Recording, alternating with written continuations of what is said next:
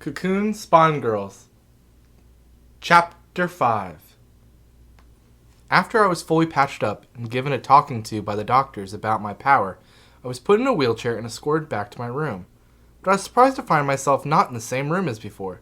The other odd thing was Dr. Mack hadn't been the one to escort me. Instead it was the second doctor from before, Dr. Chris. Since waking up here, Dr. Mack had been by my side. It was strange to have her suddenly gone. Dr. Chris had me take some pills when we got to the room, which seemed to be some sort of supplement as well as something to help with my pain. After that, she helped me undress and wrapped me in a robe. Once I was robed, she helped me back into the wheelchair and took me out of the room over to another room with a shower. It had an accessibility seat, so she told me I could be okay to take a shower. She helped me onto the bench and walked off, telling me she would wait outside the door. I slid the robe off, exposing myself to my eyes fully. I could see all the bruises, cuts, and stitches I had left after the test. I hoped I would never get this injured again. I leaned forward and was able to turn the water on. Cold water immediately sprayed at me, almost making me leap off the bench. I should have had it set to the hand to shower until it got warm. My first shower in my new body was a new experience indeed. Who knew this might be the first time I've showered in months, depending on how long I've been in that cocoon? Why didn't Dr. Mack let me have a shower before? I mean, I was probably covered in gross cocoon stuff. Surely someone washed me after that, and before I woke up in the nursery?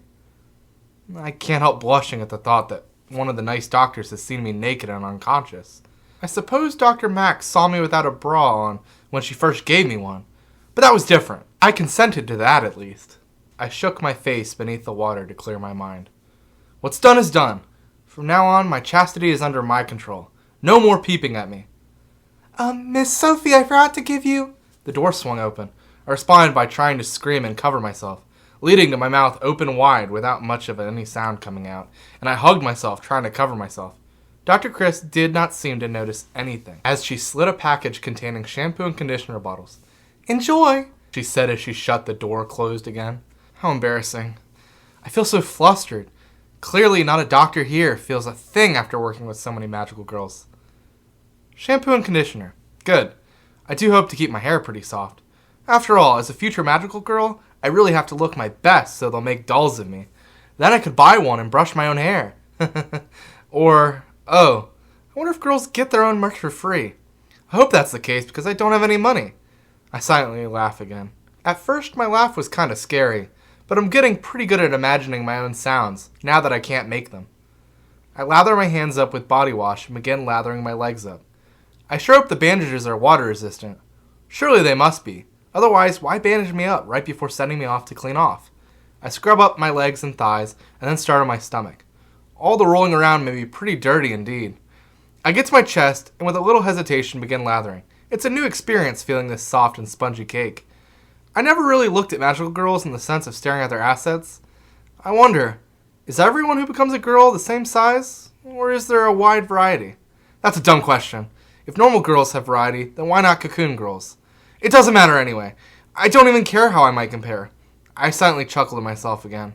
Or maybe I should imagine a more feminine giggle instead? Yeah, I should be giggling, not chuckling like an old geezer. After some soap lathering on each of my arms, it's onto my hair. I feel my head and remember I have some braids in. One of the front braids came undone during the fight, but the other is still in. I fidget with the other one in the front and get it to come loose. But as much as I mess with the back one, I just can't get them loose. I begin to feel pretty frustrated with it. I swear it should just unravel with a little pull. What's the deal? I could call in Dr. Chris, I guess. No, I can't do this. I'm not a little kid. Well, I guess I'm pretty inexperienced at taking out braids. This is my first time after all. That's it. I came up with the most brilliant solution. I call out in my mind for my most brave knight. Knight, I need your help to undo the braids on the back of my head. Gently. The knight appears, walking through the closed door and over to me. I call out to him in my mind. It's good to see you, my brave knight. Please be gentle. Gentle, it responds. I realize now, I think its voice is my old male voice. Huh. The knight reaches over my head, running its cold metal hands along the braids, examining them. I try not to think about how this somehow is actually me. Like, those are my hands. How? It begins slowly pulling the braids loose, bit by bit, adjusting as it goes to try and not hurt me. It still pulls things a tad too much for it to be painless, but I appreciate how gentle it's trying to be. I'm trying to be? Whatever. After some work, the braids are successfully undone, and I can finally begin washing my hair. Thank you so much, my knight, I say in my mind. My honor, your majesty, it responds. I smile and then turn to begin getting shampoo to begin. But then I notice the knight hasn't left my side yet. Is there something else, my knight? My king, if I may be so bold. What is it? The knight rubs a finger below where its nose would be under its helmet. You really shouldn't be exposing yourself in the presence of your servants. What? I'm stunned for a few seconds while I process what it said. To myself? Quite right, my knight. I will keep that in mind going forward. I play along. You are most kind, your majesty. With that, and a kneel, it took off through the door again. What a weird power I have. It's all I can think about. I grab the shampoo and begin lathering up my hair. I have a lot of it now. I keep having to go back for more from the shampoo bottle. None of my guesses are right.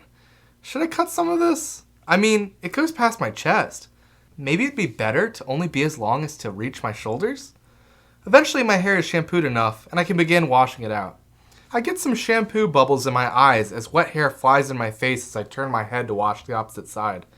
There really is a lot for me to learn about even just showering now. I pour more than enough conditioner across my head, rubbing it all in and allowing it to sit while I look at the bottle Dr. Chris brought me.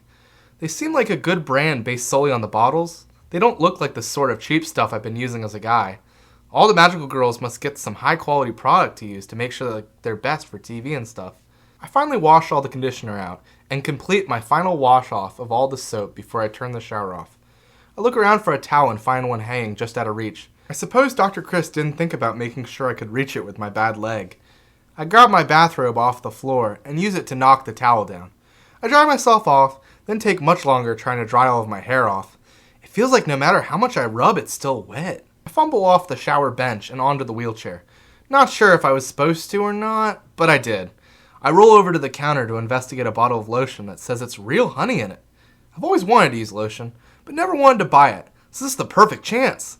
It smells pretty good, so I end up rubbing it a little everywhere. You done in there, Miss Sophia? Dr. Chris calls from the other side of the door. I can't exactly call back, so I just kick the door with my good leg.